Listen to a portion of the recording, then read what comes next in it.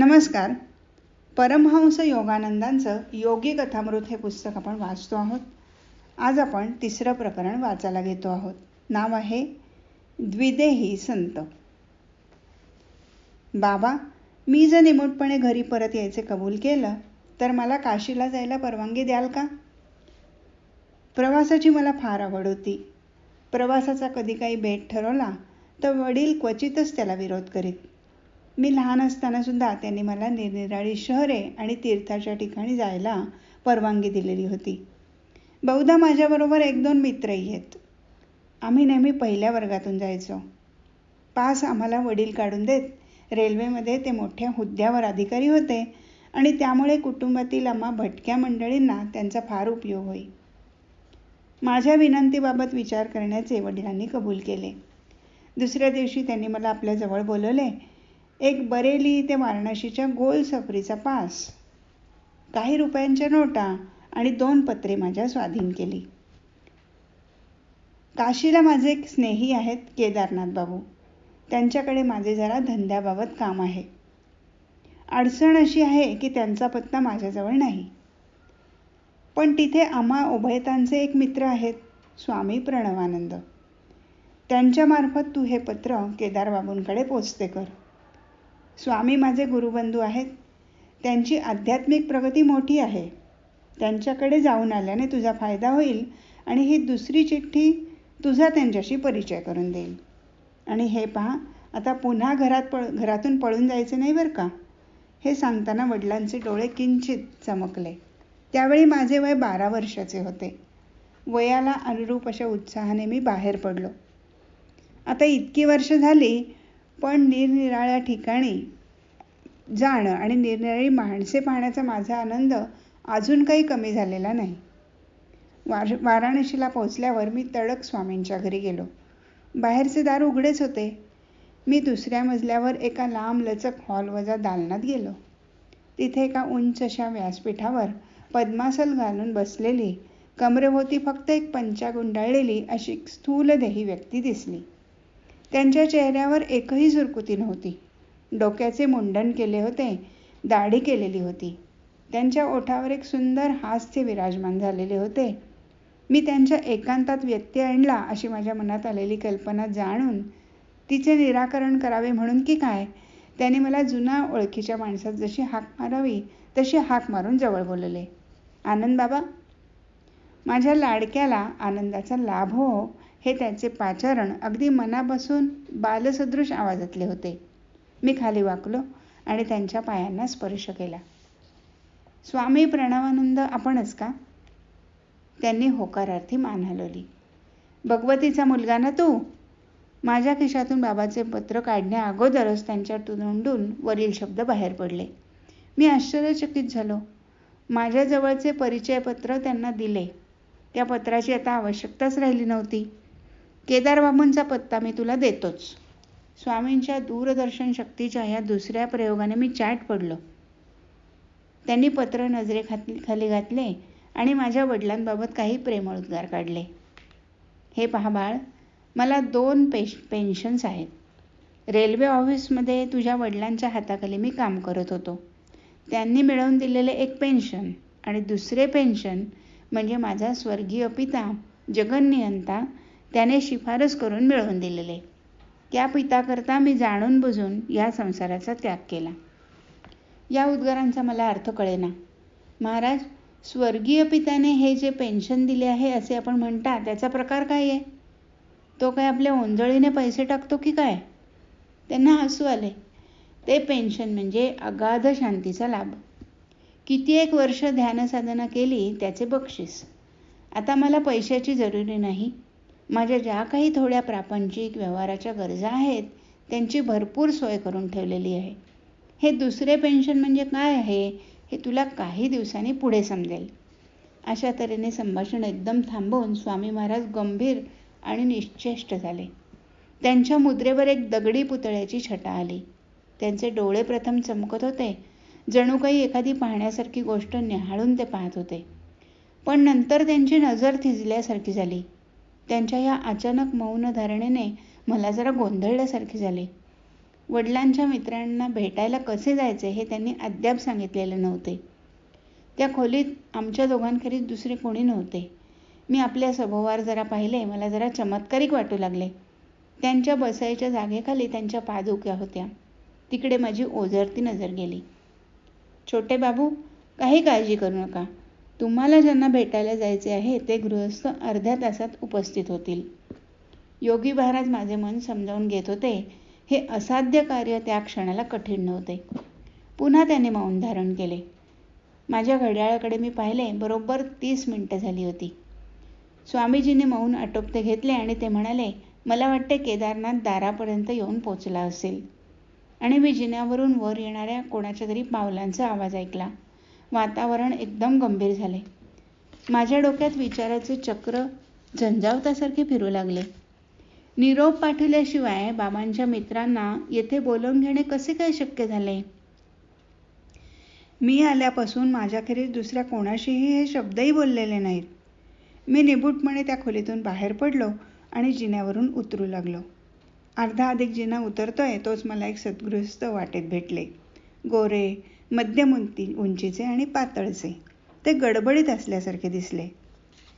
केदारनाथ बाबू आपणच का? माझा आवाज घाबरल्यासारखा होता. होय, मीच तो. भगवतीचा मुलगा ना तू? मला भेटण्याकरता इथे येऊन थांबलायस ना? आणि त्याने किंचित गोड सुहृद भावपूर्वक स्मित केले. ते एकदम येथे कसे येऊन ठेपले हे मला काही उमजेना. मी गांगरून जरा त्रासल्यासारखा झालो आणि मी आश्चर्याने विचारले, महाराज, आपण इथे कसे काय आलात? आज सगळे काही चमत्कारिकच होते आहे.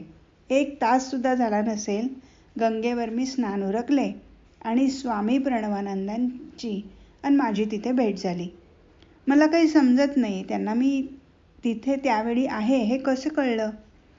भगवतीचा मुलगा माझ्या खोलीत येऊन तुझी वाट पाहत आहे, ते म्हणाले. माझ्याबरोबर चलतोस का? आणि मी आनंदाने कबूल झालो. हातात हात घालून आम्ही निघालो. माझ्या पायात हे चालतानाचे जाड जाड जोडे होते.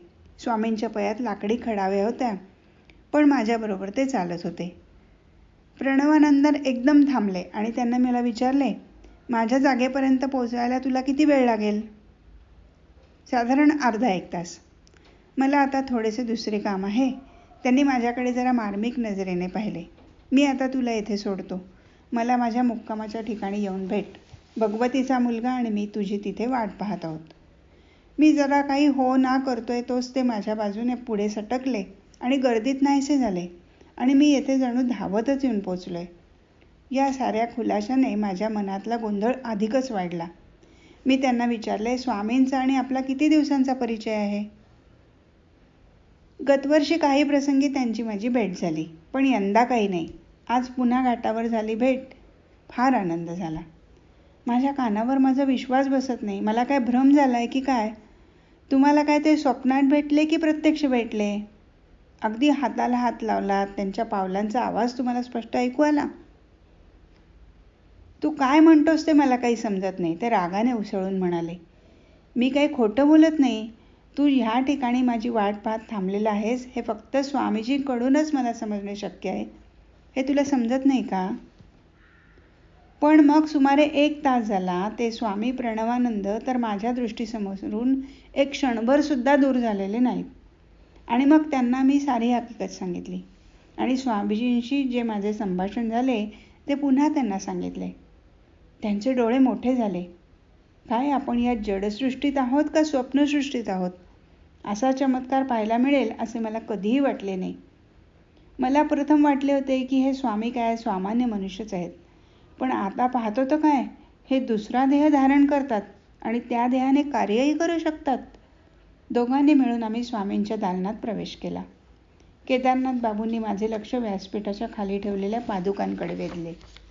पहा, त्याच त्या पादुका, घाटावर त्यांच्या पायात असलेल्या. ते बारीक आवाजात सांगू लागले. त्यांच्या अंगावर फक्त 1 पंचा होता.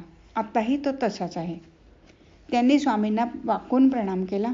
त्यांनी माझ्याकडे पाहून विनोदगर्व स्मित केले आणि म्हणाले, या साऱ्या प्रकारचा तुला अचंबा का वाटतो? खऱ्या योगापासून या जडसृष्टीची सूक्ष्म एकता लपून राहत नाही.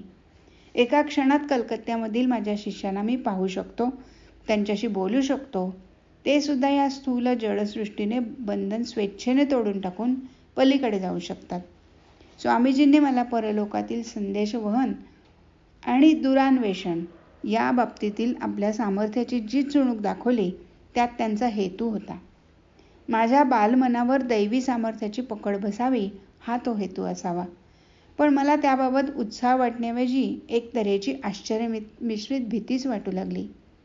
एका विशिष्ट गुरुकडून, श्री युक्तेश्वराकडून मला अनुग्रह दिला जाण्याची ईश्वरी योजना असल्याकारणाने प्रणवानंदाचे शिष्यत्व पत्करण्याचे माझ्या मनात आले नाही. मी त्यांच्याकडे पाहत होतो. मनात संशय आला की खरोखरच मी पाहतो ते तेच आहेत की त्यांची दुसरी प्रतिमा आहे. गुरुजींनी माझ्या मनाची अस्वस्थता घालवण्यासाठी आत्मजागृती करून देण्याचा दृष्टिक्षेप केला आणि स्फूर्तिदायक अशा शब्दात आपल्या स्वतःच्या गुरुसंबंधी ते सांगू लागले. मला माहीत असलेल्या लाहिरी महाशय सर्वात मोठे योगी, मानवी देहात वावरणारे प्रत्यक्ष परमेश्वर असते. मी विचार केला की शिष्य जर आपल्या इच्छेनुसार अन्य हाडामासांचे शरीर निर्माण करू शकतो तर त्यांच्या गुरुला कोणता असा चमत्कार करता येणार नाही. गुरुकृपेचे मोल नाही याची तुला मी एक गोष्ट सांगतो. दररोज रात्री 8 तास दुसऱ्या एका साधकाबरोबर मी ध्यानाला बसत असे. दिवसा आम्ही ऑफिसमध्ये काम करत असू. कारकुनी काम करायला मला कठीण वाटे म्हणून सारा वेळ ईश्वर चिंतनाकडे घालवावा अशी माझी मनापासून इच्छा होती. 8 वर्षे चिकाटीने मी दररोज रात्र ध्यानात घालवली. ध्यानामुळे मला आश्चर्यकारक लाभ झाला. आध्यात्मिक उन्नती पराकोटी जाऊन माझे चित्त उजळून निघाले. परंतु मला असे वाटते की परमेश्वरापर्यंत पोहोचायला मला अजून एक अडसर दूर ठेवत आहे. अगदी मनुष्याच्या सामर्थ्यापलीकडची उत्कंठा आस्था मी दाखवली तरी जिचा लाभ शाश्वत स्वरूपाचा असतो अशा अंतिम सायुज्यतेपासून मी वंचित झालो. एकदा संध्याकाळी मी लाहिरी महाशयांकडे गेलो आणि त्यांनी माझ्याकरता दैवी स्वरूपाची मध्यस्थी करावी म्हणून त्यांना विनवलं. सबंध रात्रभर माझी विनवणी चालू होती. गुरु महाराज, आपण साक्षात देवदूत आहात. माझी आध्यात्मिक तळमळ आता इतकी तीव्र झाली आहे की परमात्म्याचे प्रत्यक्ष समोर दर्शन झाल्याशिवाय मी आता जगू शकणार नाही. त्याला मी काय करू?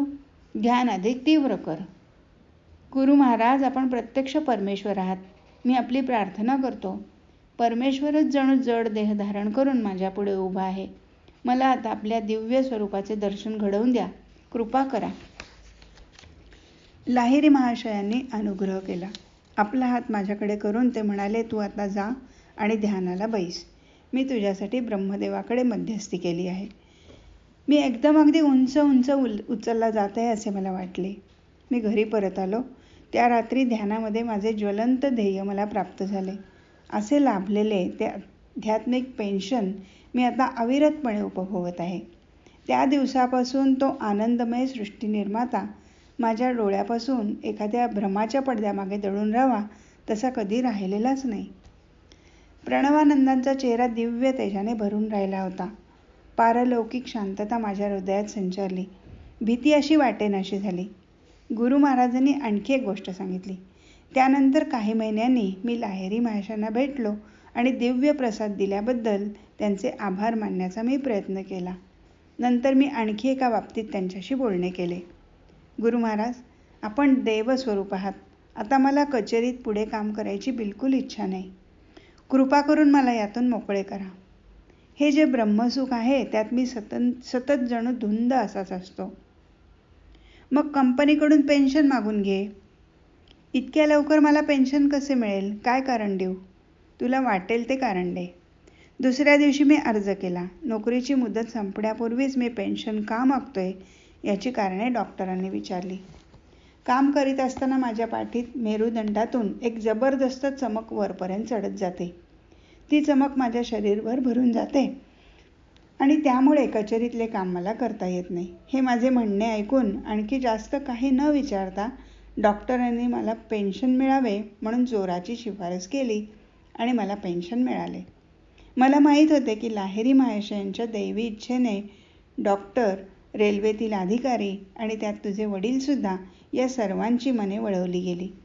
गुरु महाराजांनी जसा आदेश द्यावा त्याप्रमाणे त्या सगळ्यांनी कळसूत्री भावल्याप्रमाणे त्यांची आज्ञा शिरसामान्य मानली आणि माझे जे परम इप्सित त्याच्याशी अखंडितपणे संलग्न होण्यासाठी त्यांनी मला मोकळे केले.